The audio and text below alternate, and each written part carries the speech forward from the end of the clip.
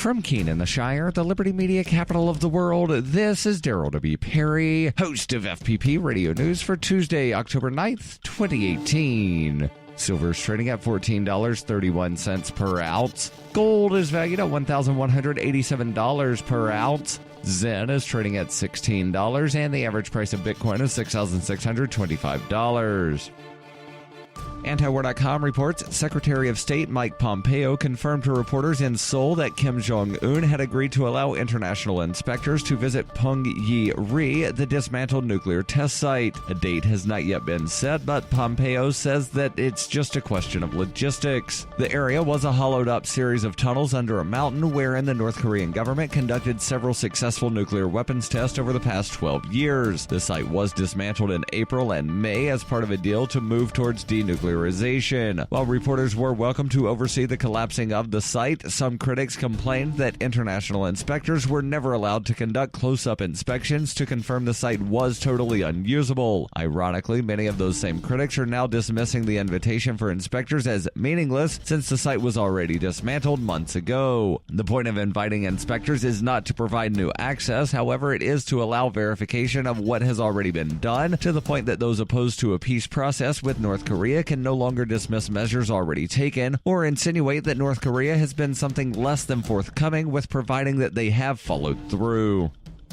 Zencash is now Horizon. Horizon is a privacy platform built on zero-knowledge technology with a decentralized secure node architecture. The Horizon platform enables real-life uses beyond currency, including the ability to privately chat with other people. Soon, Horizon will enable you to publish information and go anywhere on the web, all with complete privacy. Learn more at horizon.global. HORIZEN.global.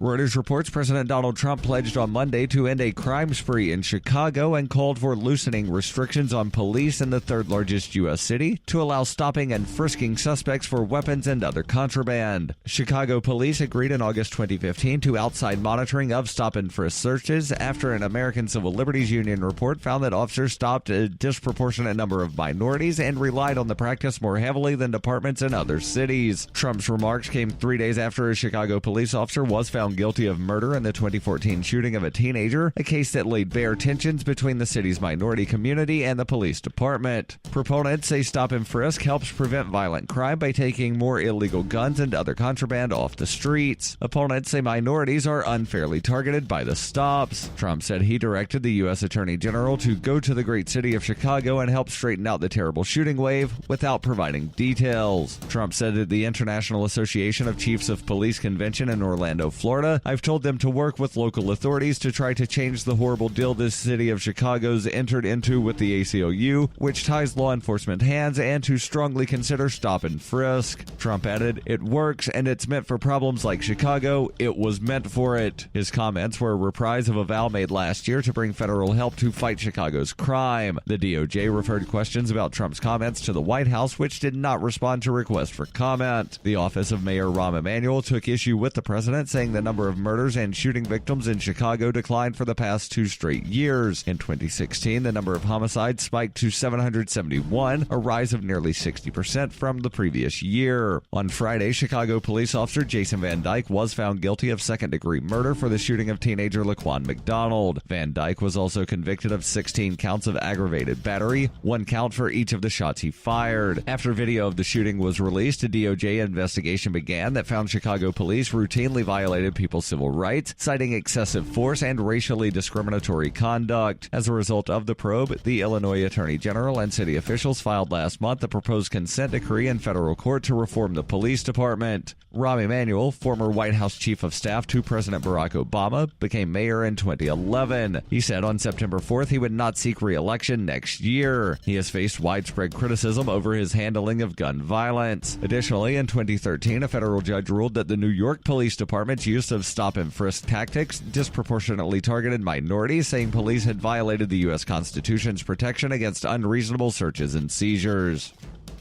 You can support FPP Radio by joining the Fans program. To learn more or to join the Fans program, visit fans.fppradio.com.